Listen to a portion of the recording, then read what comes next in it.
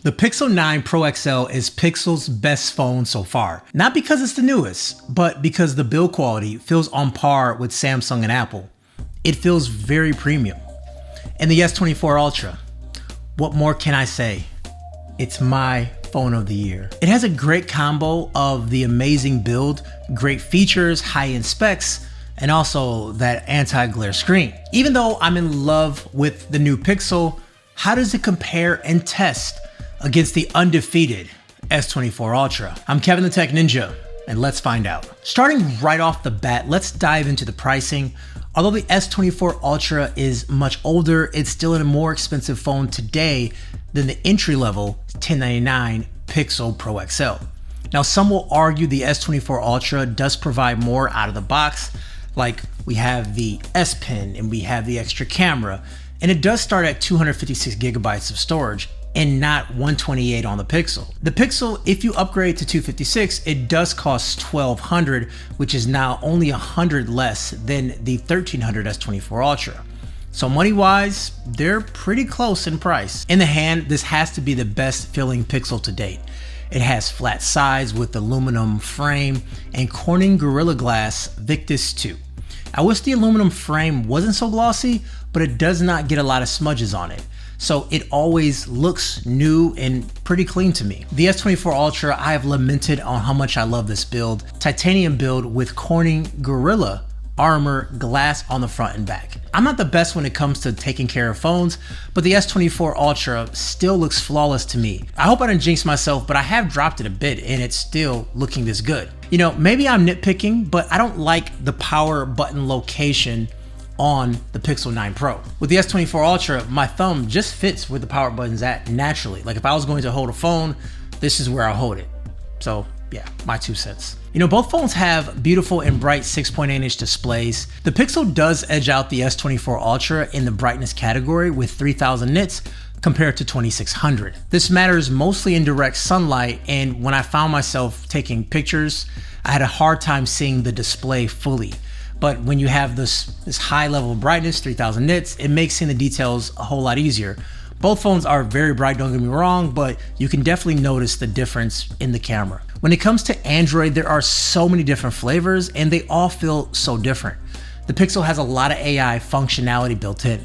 It's not like apps as Samsung has, but it's more so helpful features, and it does still feel undefeated with those features.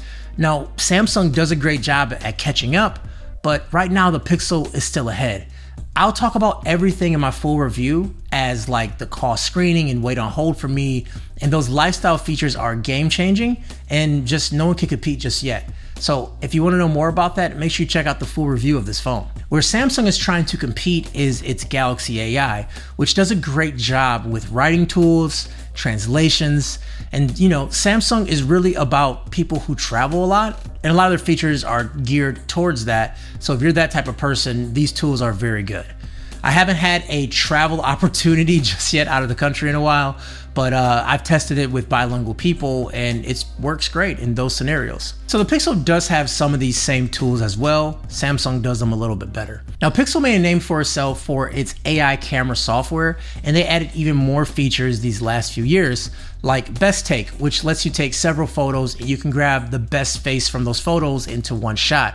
Or you can do Add Me, where you're adding another person to a photo after the fact. With those 2 features alone, that really makes the Pixel stand out compared to the S24 Ultra. Both phones also have their own forms of Magic Eraser, which removes objects from photos, but that's starting to be kind of expected these days. You kind of expect your software to have that. So my conclusion, both phones can do amazing AI things, but for me personally, the Pixel has more features that I would use. Another thing we should talk about is the functionality of the cameras. I get tired of talking about camera specs since there are so many lenses and deeper specs and apertures, and it gets pretty crazy. So let's talk about the main things that impacts these actual images. Now, both phones are very software heavy, but the one thing Pixel does that makes the camera experience better is that in the viewfinder, before taking the photo, you already see the final result.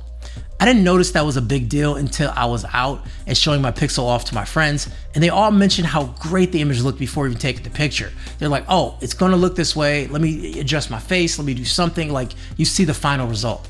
When comparing images, the Pixel and Samsung both have their own unique looks and strengths and also weaknesses.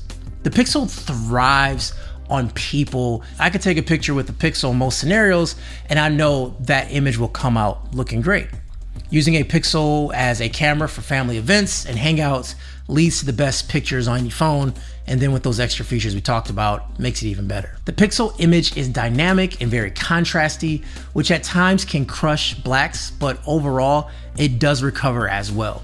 The S24 Ultra has the powerful zoom lenses, and it also has a fun and bright Instagram-ready camera. It may not be the most realistic with the colors because they're very lively, but it still looks good. When you compare them back to the Pixel does look a bit dull in some of these images.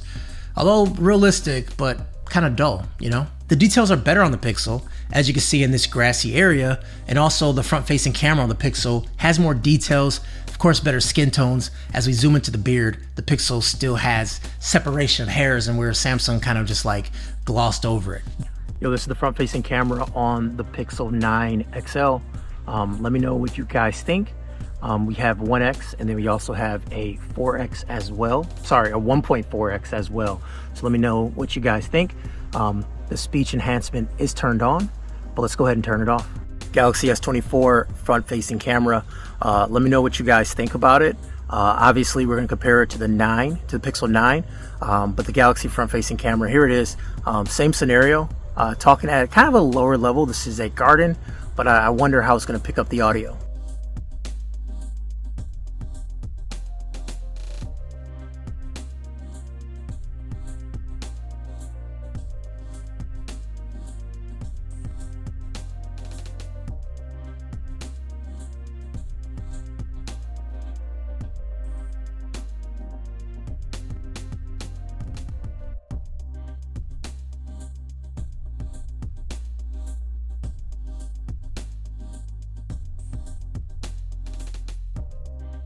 Battery life is also so good on the Pixel, with a full day usage being very possible even with my heavy workload.